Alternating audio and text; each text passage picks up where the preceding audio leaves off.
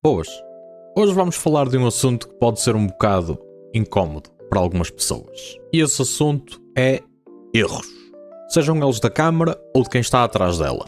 Para a elaboração deste vídeo eu baseei-me num post que vi aqui há dias no Analog Community, que é um subreddit que eu acompanho religiosamente, vou lá todos os dias. É um subreddit bastante grande no que toca ao número de utilizadores. Se algum dia tiverem alguma dúvida à qual eu não saiba responder, aconselho-vos vivamente a fazer um post lá, porque eles são super simpáticos, super amigáveis e muito prestáveis no que toca a partilhar informação, principalmente com principiantes. Este post chama-se What Went Wrong With My Film? A Beginner's Guide to Diagnosing Problems with Film Cameras. Esta publicação contém então os erros mais comuns e que são as maiores causas de dores de cabeça para quem está a começar nisto. Então, sem mais demoras, vamos começar então a enumerar os erros mais frequentes, as possíveis causas e como resolvê-los. Erro número 1, sub ou sobreexposição. Lembram-se desta foto que apareceu no último vídeo?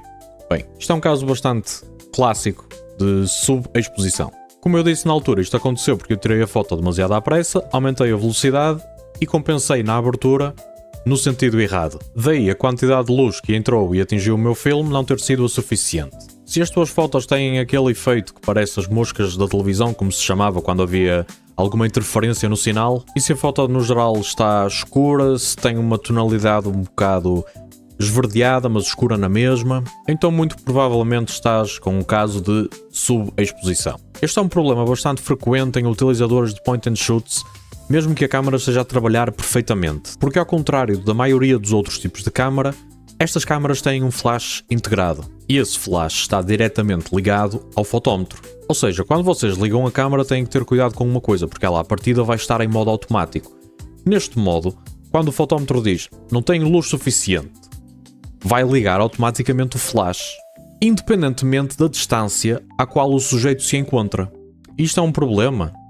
Bem, sim e não ao mesmo tempo. Depende, na realidade.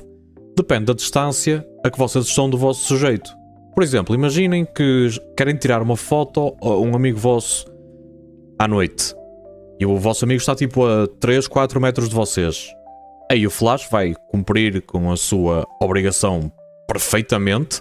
É uma distância bastante razoável, não se esqueçam que aquele flash é uma coisa pequena, não tem assim muita potência, mas este é o tipo de situação em que ele pode ser extremamente útil. Agora imaginem que vocês querem tirar uma foto a um castelo e querem tirar uma foto especificamente a uma das paredes onde não está a bater sol, uma das paredes que está a fazer sombra. E a parede está a 40, 50 metros de vocês. Vocês vão apontar a câmera e o fotómetro vai dizer não tenho luz suficiente. E vai ligar o flash. Mas como o sujeito está tão distante, o flash não vai fazer absolutamente nada. E quando vocês receberem a foto, vão ver uma foto subexposta. O que eu vos recomendo é o seguinte: supondo que não está de noite, que não está super escuro e vocês não precisam de usar o flash forçosamente, desliguem-no. Porque aí o fotómetro vai calcular a exposição sem ter em conta a existência do flash. Se seguirem a minha recomendação, tenham só uma pequena coisa em conta. Porque a câmera vai usar velocidades super baixas. Por isso, vocês têm que segurar nela como se a vossa vida dependesse disso. Porque se bem se recordam do vídeo da exposição, ao mínimo movimento durante o disparo, vocês vão ter aquele efeito de arrasto. E agora, supondo que não estás a usar uma point and shoot, que outras causas é que pode ter a subexposição? Ou a sobreexposição, podemos falar das duas em conjunto. Existem várias causas possíveis. Para enumerar algumas, temos, por exemplo, problemas com o fotómetro. Soluções para este problema há duas. Primeira, levas a câmera a um técnico para ele arranjar. Segunda, usas um fotómetro externo. Existem fotómetros vintage do tempo em que as câmaras não tinham um fotómetro integrado, mas eu arrisco-me a dizer que a maioria deles está descalibrada. Ou seja, o que eu recomendo é que vocês façam download de uma aplicação para o telemóvel. Eu posso meter aqui um link na descrição e vou fazê-lo.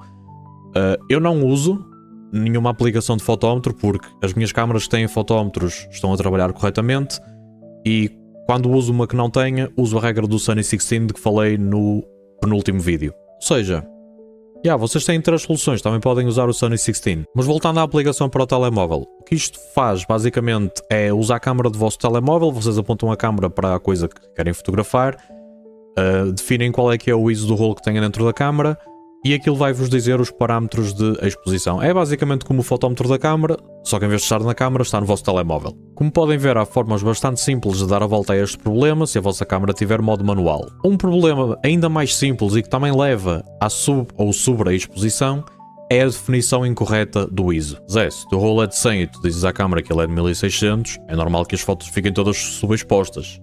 E o coitado do fotómetro neste cenário não tem culpa nenhuma. Solução para este problema: dá sempre double check ao ISO antes de começares a disparar. Por fim, problemas com o obturador ou com a abertura. Se fizeste tudo bem, tens o ISO correto, o teu fotómetro está a trabalhar como deve ser, e mesmo assim as tuas fotos não saem corretamente expostas, muito provavelmente tens um problema num destes dois componentes. Por isso, se o ISO está correto, se o fotómetro trabalha bem, vais ter que levar a câmera a um técnico para ele a reparar. Passamos para a segunda causa de frustrações, e esta é uma que já me tocou a mim pessoalmente no primeiro rolo que eu disparei numa SLR. Estou a falar nem mais nem menos de fugas de luz, ou no inglês light leaks. Também mostrei um exemplo disto no vídeo da edição e disse para não se preocuparem muito com isso porque íamos falar mais tarde. Bem, está na hora de falarmos acerca disso. As fugas de luz acontecem quando a luz arranja maneira de atingir o filme de formas indesejáveis e em alturas igualmente indesejáveis. Se isto vos aconteceu numa point and shoot, tenho péssimas notícias para vocês. Muito provavelmente há algum problema com a integridade estrutural da vossa câmara, e se for uma barata mais vale comprar uma igual a essa. No entanto, se estão a usar uma SLR, tenho ótimas notícias para vocês. Eu tenho aqui uma Canon E1 que fui levantar literalmente há cerca de 2 horas atrás, e tenho 100% de certeza que se fosse a tirar fotos com esta câmera na condição em que ela se encontra, iria ter fugas de luz nas minhas fotos. E porquê? Quando abrimos a porta de trás, é fácil de perceber a razão. Porque grande parte das SLRs, principalmente das que foram feitas antes da década de 90, tem aquilo que nós chamamos de selantes de luz, ou light seals, no inglês. E estes selantes estão localizados em sítios estratégicos de forma a impedir que a luz entre para dentro da câmara quando fechamos a porta do filme. Sítios esses que são estas duas ranhuras, esta aqui em baixo e esta aqui em cima, e a dobradiça, como vocês podem ver aqui. A questão é que na maior parte das câmaras japonesas, como é o caso desta, estes selos são feitos de um material esponjoso. Só que este material, com o tempo, vai se degradando e estas câmaras têm quase 40, 50 anos. E é muito fácil de avaliar a condição do material.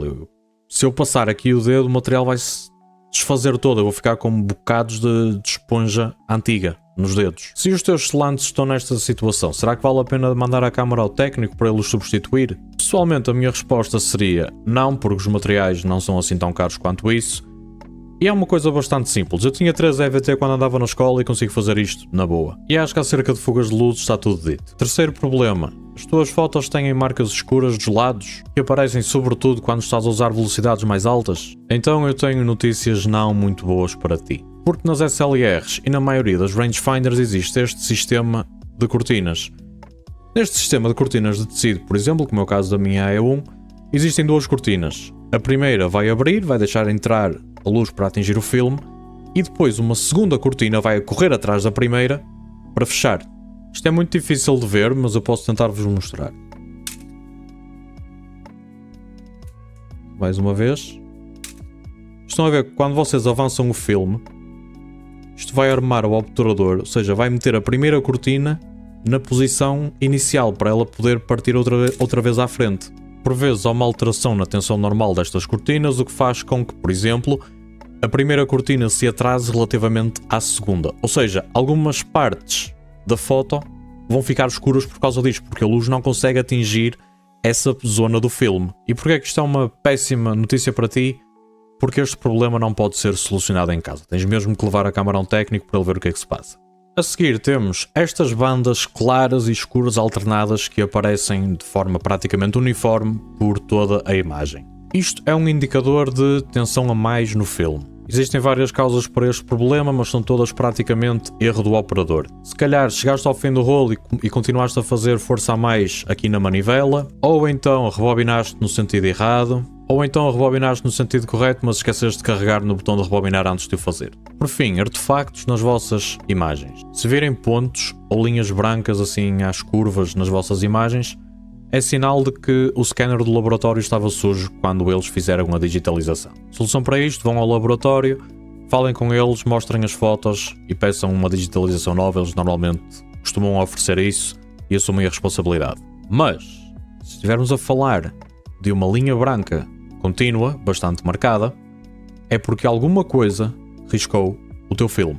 Quer tenhas uma SLR, uma rangefinder ou uma point and shoot, abre a porta de trás e vê se está alguma coisa nesta placa que faz pressão contra o filme quando vocês fecham a porta. Normalmente a maior parte deste tipo de problemas tem a sua origem aqui. Para terminar, tenho que dizer só mais uma coisa, e é uma coisa que me faz sentir extremamente velho por ter que a dizer. Porque no meu tempo era senso comum que não se podia abrir a porta do filme antes de rebobinar. E atira a primeira pedra quem nunca levou um raspanete por parte dos pais por causa disso. Porque depois de uma pessoa ver posts comum que vi esta semana, neste subreddit que falei, o Analog Community, de um utilizador que tinha comprado uma E1 igual a esta, tinha disparado um rolo, chegou ao fim, rebobinou tudo direitinho, tirou o rolo, tinha comprado um scanner e tudo para digitalizar, e depois quando foi a meter o negativo, não saiu imagem nenhuma.